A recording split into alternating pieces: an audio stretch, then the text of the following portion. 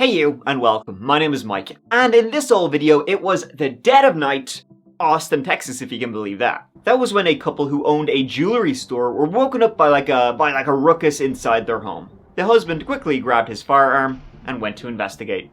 When he didn't come back, his wife followed him. What happened next was a very twisted story of betrayal, a spiderweb of betrayal, of really dumb people, and of the worst lies you've ever heard of.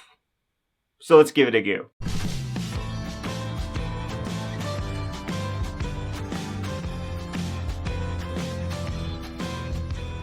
So this whole video takes place in Austin, Texas. There was a jewelry store called Gallery Jewelers. It was a beautiful upmarket store in central Austin, ran by the Shaughnessy's. I mean, it's probably a good idea they didn't name their jewelry store, Shaughnessy's or anything like that. Great name for a bar, not so much a jewelry store. The store was ran by Ted and his wife Corey. Ted was the face of the store, while Corey was the appraiser. More a behind-the-scenes type of gal, and they made for a very happy couple. They'd been married for 30 years, the store was a success. It did well. And they had one of them beautiful homes in Austin's west side, in the Cedar Valley area. A quiet area home to a lot of the fancier houses. The couple had one son. He was adopted from Russia when he was a baby. His name was Nicholas, 19 years of age in 2018. He was in fact married to Jacqueline Edison. They both lived in College Station, a city about 2 hours away, home to Texas A&M. Jacqueline, she was studying there. Our story begins in the very wee hours, March 2nd, 2018. It was a Friday, regular ass day. Corey and Ted fast asleep in their beds. Nothing was out of the ordinary. They were working as usual, Then something strange woke them from their slumber. It was one of their dogs going woof woof. They both woke up and Ted checked the time, 4:30 a.m. And it was odd. They lived in an area where it's not terribly busy. There are houses, but they're not on top of each other, so dog barking it's actually kind of unusual. Ted got up to see what was the matter, and he got his gun. They were jewelers, right? So you can't be too careful. And he got his gun, was walking him over and was like, it's probably a deer or some kind of wild animal, and the dog is losing its mind. Ted walked out of the bedroom door. Corey turned over to go back to sleep. And as soon as she closed her eyes, for a second time, she heard a gunshot ring out. It was one shot, the silence of the night, followed then by multiple shots. The shots were right outside the door. So Corey, heart pounding, leapt out of bed and grabbed her own gun, which she had in the bedside locker. She could only see darkness out of the open door, when suddenly there was a bright light, like a very powerful flashlight. Silence, then another gunshot. One of their dogs was shot and killed. Corey then just opened up at the light and then saw muzzle flashes coming in her direction. They were shooting at each other. Somehow, though, neither were hit. And Corey then ran for the closet, calling 911. Travis County 911. Luke, finish shooting. My husband got out of bed. My dogs are barking. There were shots fired. That's what it is for him. I don't know. Help me. Corey found Ted dead on the kitchen floor. One of their dogs had also been killed, and the rest of the house was quiet. The police were delayed coming. They had accidentally gone to the next door neighbors, and then they found this horrifying scene. Nick, their son, was informed. He was horrified. The family was extremely close. Nick. Yes, Mom. Mom, Dad's dead. Wait, what? Nick, Dad is dead. What? Nicholas, just, I need you. Can you just... What happened? I'm shooting. I don't know. What? Did you return fire? Yes. I'm in the back of the car out front, and the police are here, and they wanted me to call someone. I know you're in College Station, and I don't know what to do about it. I'm on my way. To neighbors and friends, this was an unthinkable thing to happen, not only to this loving, friendly, nice couple, but in this part of town, too. But first tonight, we are learning more about the man killed in a home invasion a few days ago. He owned an Austin jewelry store. There was a temporarily closed sign on the front door this morning, along with flowers and a note from a family friend. Deputies say they're still searching for the person who shot and killed Shaughnessy at his home on Oliver Drive Friday morning. If you have any information, you're asked to call the Travis County Sheriff's Office. Ted had been shot in the kitchen 4 times. In the kitchen, they found 2 different caliber shell casings, so they believed there were 2 shooters waiting for Ted to walk in, and they both shot him dead there and then. The family did have an alarm system, but it wasn't set at that particular time. However, it gave them their first clues as to who these intruders were and how they got in. They could tell them when windows had been opened. They found an open window in Nick's room, so it appeared to have been the point of entry. The screen had been removed. They had also found a fingerprint on the glass, and in the dresser of Nick's room, they found an empty handgun box. Perhaps one of the intruders had found it and had used it. The window had been opened 17 minutes before the shooting began, so they'd been snooping around for a while before the dog started barking. Perhaps looking for, a safe or cash or something. After all, they were high-end jewelers and who had millions with like one of these. Millions with a big M. There had even been an attempted robbery of the Shaughnessy before, years and years before they opened their jewelers. Ted had owned a pawn shop, right? And one time a guy had broken in with an iron and tried to rob him at gunpoint. Ted said, "Not today, pal." He shot back. There was a gunfight years and years ago in this pawn shop. Ted injured the robber, the attempted robber, and he was arrested and locked in jail. Was he out looking for revenge? Like, the lines of inquiries were kind of spidering out almost immediately. However, with all of this, the police initially also had their suspicions about Corey. It's always the other half. It's always the spouse. Even when it's not the spouse, it's the spouse. Will you be able to tell if I shot somebody? That's something that we may be able to learn. You see what I'm getting at is somebody doing this at night. It's a very risky thing, especially in Texas, because a lot of people in Texas own guns. It does happen, but that's a big risk for somebody to try to pull off. I can't imagine anybody knowing us doing this. Had she staged a burglary in her own home, which we've seen time and time again, seen that movie before, simply for one of these?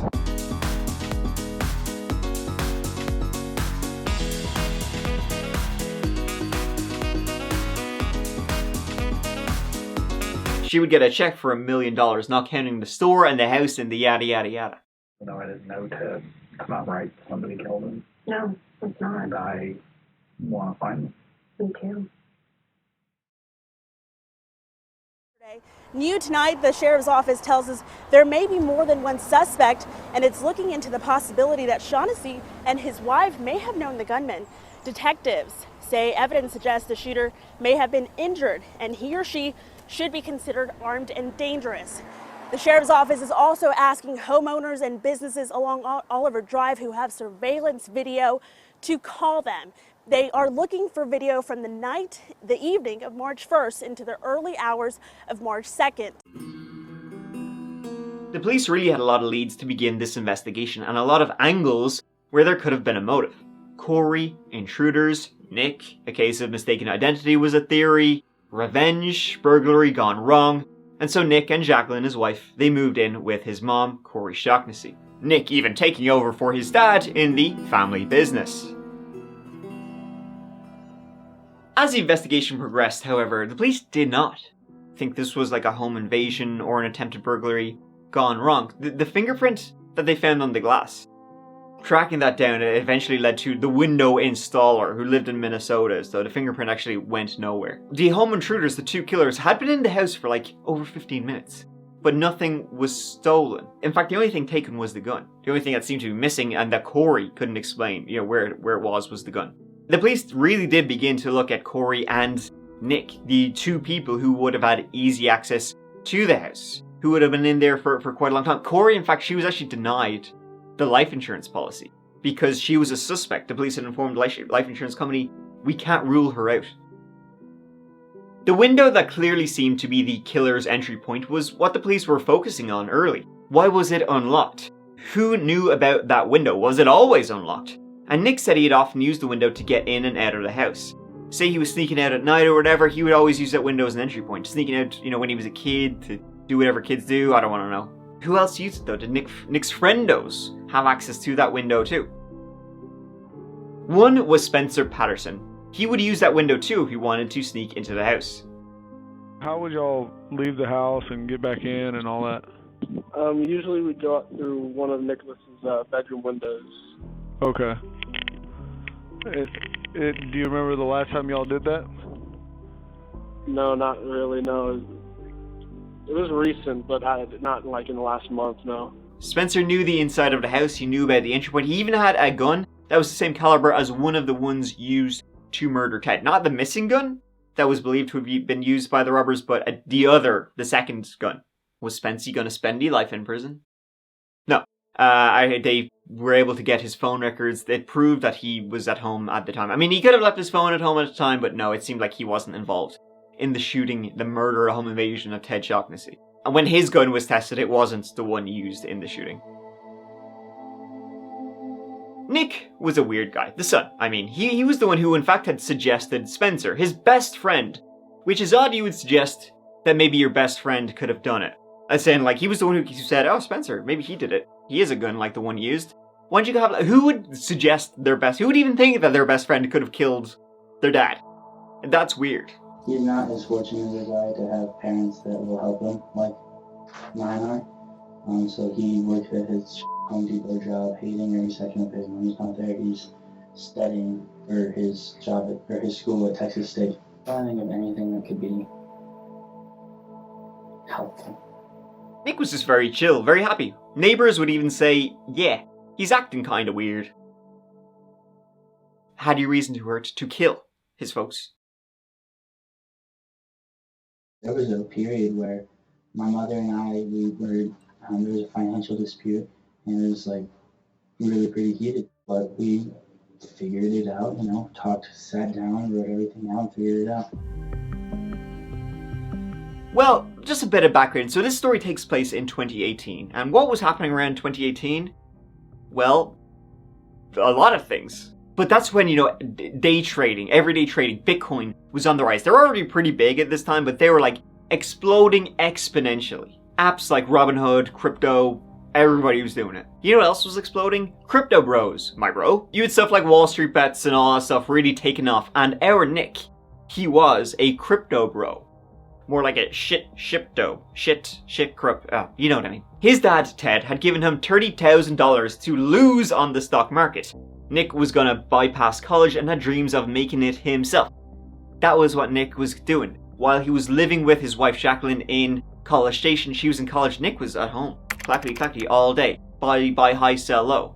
That's the old mantra, isn't it? Wolf of Wall Street came out in 2013 when Nick would have been 14 years of age. Of course he's gonna be dressing in suits, doing cocaine all the time. His hero is Martin Shkreli. Ted and Corey had seen this before, they knew where it was going. They were not obviously happy that Nick was bypassing college and trying to gonna make it as a day trader, which is extremely, almost impossible. So, but they just gave Nick a load of money, they said pay us back. They just wanted Nick to kind of get it out of his system. Enough losses, he'll probably be like, okay, yeah, shit, maybe I should get an education and get a good job. That's what they were hoping. But the police discovered that Nick was flat broke. The day trading had, as his parents suspected, turned into nightmare trading. So they searched Nick's place and they found the security system, the camera, and it did appear that both Nick and Jackie were at home at the time of the murder. They checked both Nick and Jackie's phones, found nothing weird. Nothing weird on the surface, is what I really mean by that, because they also found though that like a couple of weeks before the murder of Ted, both Nick and Jackie had factory erased their phones. Like complete wipe at the same time. Which is kind of odd. People don't really do factory resets all the time unless they kind of have to. So all the messages had been erased. Except if you have iCloud. The messages will be archived on your other Apple systems, at least for a little while. So while Nick and Jackie had thought they had erased all their messages, the police found them. Those messages talked about money and about paying someone 50 grand for a ... Probably his murder. Let's be honest. So had Nick been hiring somebody? Tried to? Successfully, it seems. Old Spencer had a tale to tell. Has he ever directly asked you to kill his parents? Yes. He said, after my parents go, I would have $8 million. Corey eventually did get that life insurance, Ted's life insurance, when the police cleared her. She did not murder her husband. But you know who wanted it? Nick. In fact, you know what he would have really wanted? Was if Corey, his mom, died too, because he would have gotten $2 million, $1 million each. More day trading, baby!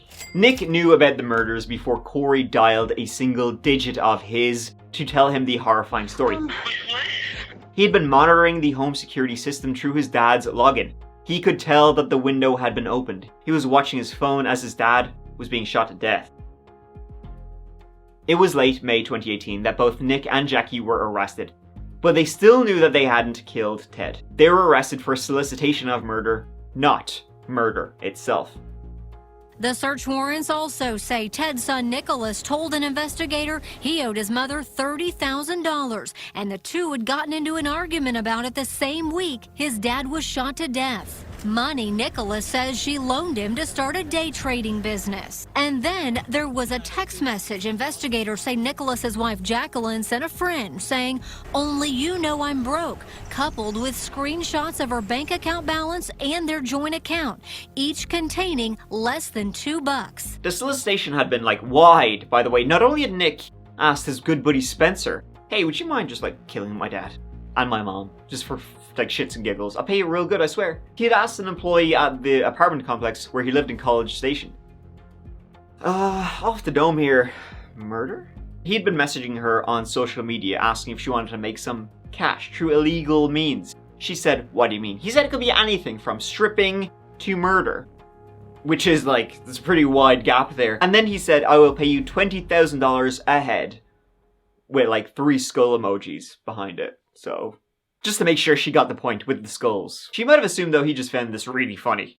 Nick eventually found his killers in a couple of furniture movers he had hired. Once again, while I have you here, murder for hire? What do you say? This then led the police to a Johnny Leon.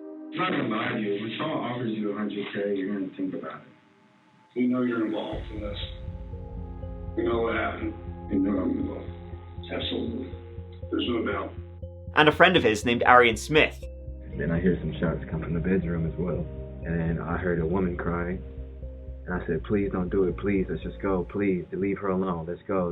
Please, just let's go."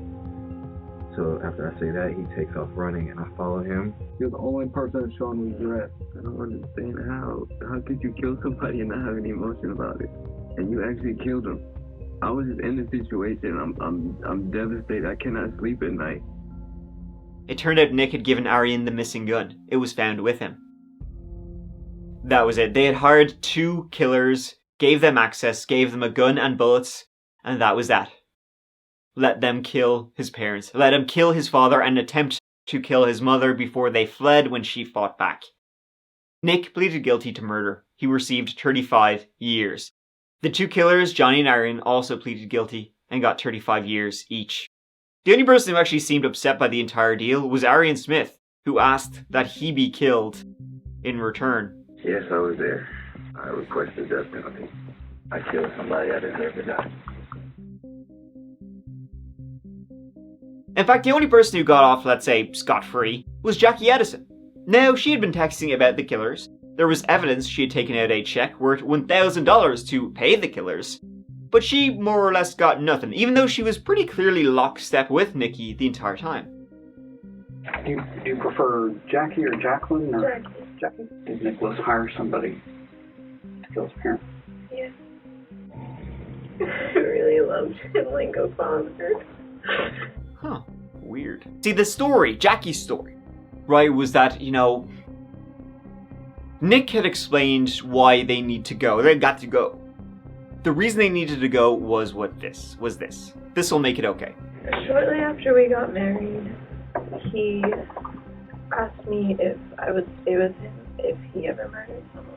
He knew that they had a $1 million life insurance policy each, but he told me it wasn't about the money. Nick said Ted, his dad, was extremely depressed guy. He's just very sad. All the time. Very, very sad guy, right? Now, Jackie would say she never seen him like that, but that's besides the point. I didn't see that, but Nick said he did. And he mentioned killing him to end that. And I said, "That's crazy, that's stupid, what are you saying?" He's one unhappy bunny, so he's gotta get got. We gon' get. We'll put him out of his misery. It's the humane thing to do. this isn't you. You love your parents. Like, we visit them every weekend. We have fun. We're family. I've always wanted what I had with them. I didn't think Nick really had it in him to even think about it. And that's why I never took it as seriously as I should have. But not only that, okay, we'll put Ted out of his misery, but shit. My mom, Corey, she won't really be able to live without Ted. So if we put Ted out of his misery, we have to kill Corey too. Sorry. And the dog would probably be very upset too. So let's say we kill the dog too? Living with Corey and every single day how she would cry about Ted and how she hated his murderers and how she would blame y'all when really I knew that it was her son, and that killed me. That's an awful lie. But it also seems like if Jackie believed that, she's the stupidest person imaginable. Regardless, she still knew about hiring the killers and had paid them. Jackie, though, must have batted those long lashes because nothing ever happened with her. She got probation, end of. Well, every year, on the anniversary of Ted's murder, she has to spend 2 days in the county jail. She also later divorced Nick. I'm not going to sit here and say that I didn't do this. I'm not going to play a victim card. I most certainly played my role, and I wholeheartedly regret it. Nicholas was an only child and the sole beneficiary of his parents' $2 million life insurance policy. Jackie and I had gone to Austin originally to attempt ourselves, but ultimately it couldn't. Like I was too cowardly. I'm not that. I couldn't do that myself, and so it was. The later trips were used to identify just a routine, a pattern of what was going on when we weren't in Austin. So they could tell someone else how to do it for them. You wanted it to go through. You wanted it to happen.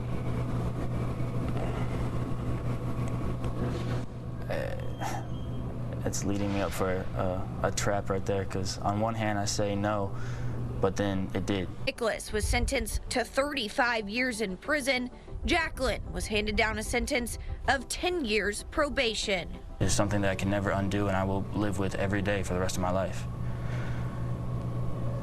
My ex, she got a plea deal of the century, like 2 days in county, for 10 years. Like, yeah, what? Where do they do that? So, part of this is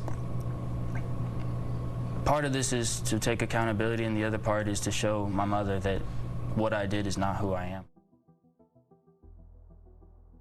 And there you have it. It's the story of an adopted son who once, his crypto day trading days were over, oh no, my Funko Coin Pops coins are worth nothing nowadays. He thought, there's only one way this can end, and that's by putting them out of their misery. It's time to get murderous. There's a lot of motives, but most of the time, it's really just one motive.